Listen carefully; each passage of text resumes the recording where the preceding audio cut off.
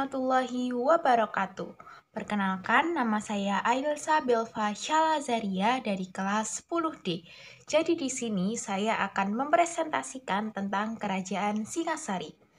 Kerajaan Singasari atau Kerajaan Tumapel merupakan kerajaan bercorak Hindu-Buddha yang lokasinya di daerah Singasari, Malang, Jawa Timur. Pendiri Kerajaan Singasari adalah Ken Arok yang juga merupakan raja pertama yang bergelar Sri Rajasa Batara Sang Amarwabhumi pada tahun 1222 Masehi. Masa kejayaan Kerajaan Singasari antara tahun 1272 hingga 1292 Masehi di masa pemerintahan Kertanegara. Di bawah kekuasaannya, wilayah Kerajaan Singasari mencapai Bali, Sunda, sebagian Sumatera, dan sebagian Kalimantan. Latar belakang berdirinya. Nama asli dari Kerajaan Singasari adalah Kerajaan Tumapel, yang merupakan daerah bawahan dari Kerajaan Kediri.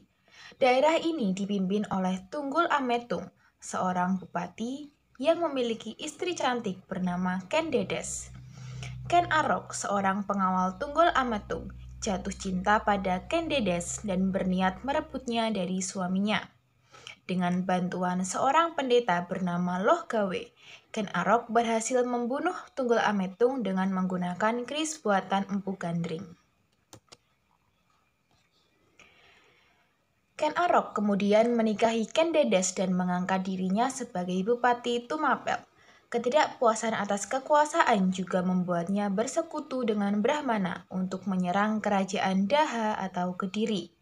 Kerajaan Daha atau Kediri yang pada saat itu dipimpin oleh Raja Kertajaya ternyata berhasil diruntuhkan.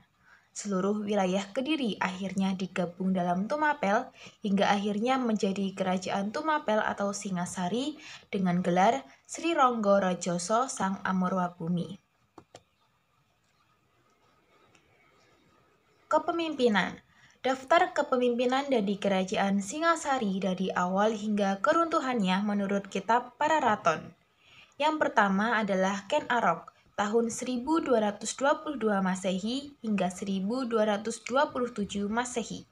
Kedua, Anusapati, tahun 1227 hingga 1248 Masehi. Yang ketiga, Tohjaya, tahun 1248 Masehi. Yang keempat, Wisnuwardono, tahun 1248 hingga 1272 Masehi.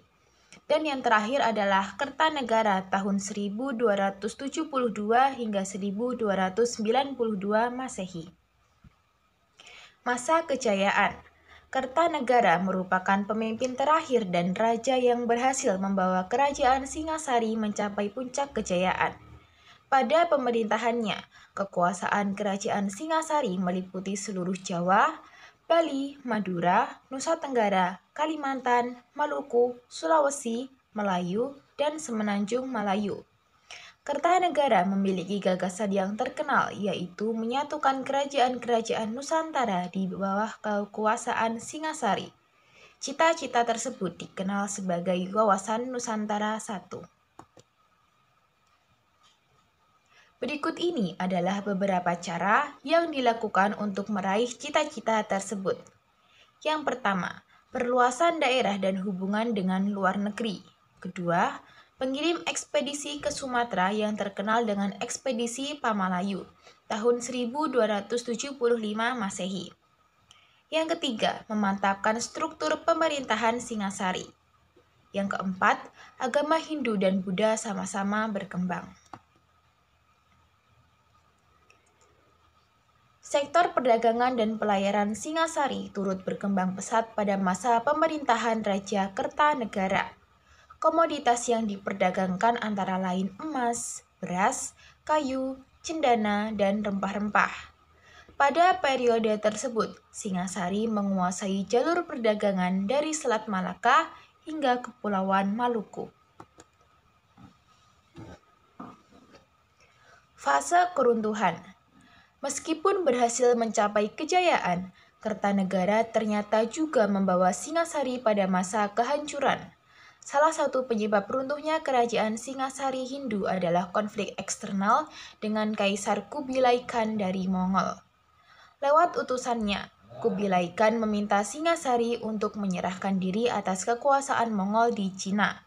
Namun, Kertanegara justru menanggapi permintaan ini dengan provokatif, yakni melukai wajah utusan tersebut. Kaisar Mongol murka hingga akhirnya menyerang kerajaan Singasari pada tahun 1292 Masehi. Bukan hanya itu, penyebab runtuhnya kerajaan Singasari lainnya adalah pemberontakan dari Raja Jayakatwang. Pemberontakan ini dilakukan oleh raja dari kerajaan Kediri yang bertujuan untuk mengambil alih kekuasaan kerajaan Singasari. Raja Jayakatwang pada saat itu dibantu oleh Arya Wiraraja yang merupakan Bupati Sumenep. Arya Wiraraja juga memberitahukan kapan waktu yang tepat untuk perang, yaitu pada bulan Juni 1929. Pemberontakan ini membuat banyak orang di istana gugur, termasuk Raja Kertanegara. Bukti peninggalan yang pertama adalah Candi Singasari. Peninggalan kerajaan Singasari ini ditemukan pada tahun 1803 oleh Nicolaus Engelhard. Candi yang memiliki bentuk bujur sangkar ini juga menjadi tempat menyimpan sebagian abu Raja Kertanegara. Selain abu, ada pula arca Prajna Paramita yang disebut dengan patung Kendedes.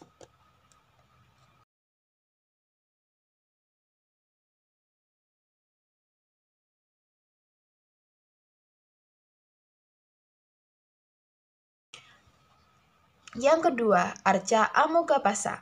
Arca Buddha Amogapasa yang dikelilingi hingga 8 bodhisatwa. Keberadaannya ini ada di Museum Nasional Jakarta dan disebut sebagai arca terindah. Di samping itu, pembuatan arca Amogapasa sebagai tanda persahabatan dengan kerajaan Melayu Dharmasraya.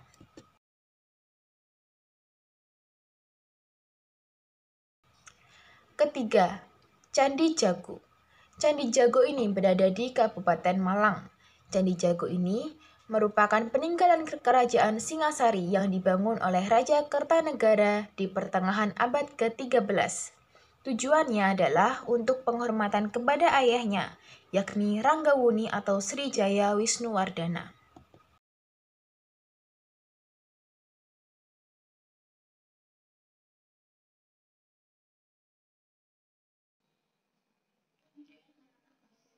Yang keempat adalah arca Kendedes. Kendedes adalah permaisuri dari Ken Arok, pendiri kerajaan Singasari di Malang, Jawa Timur. Hal itu menjadikan Kendedes sebagai ratu pertama kerajaan Singasari.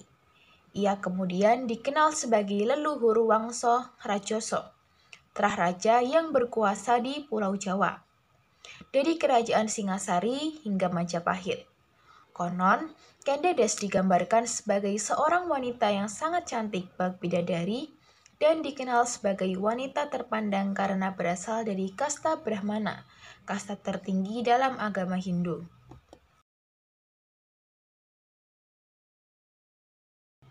Yang kelima adalah prasasti Singasari, merupakan sebuah prasasti yang diukir dalam sebuah batu dengan aksara Jawa kuno.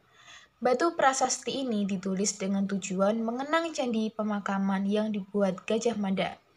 Oleh karena itu, prasasti peninggalan kerajaan Singasari ini dikenal sebagai prasasti Gajah Mada.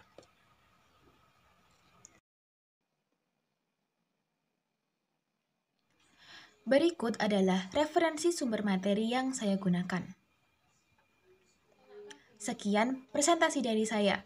Kurang lebihnya mohon maaf. Wassalamualaikum warahmatullahi wabarakatuh. Terima kasih.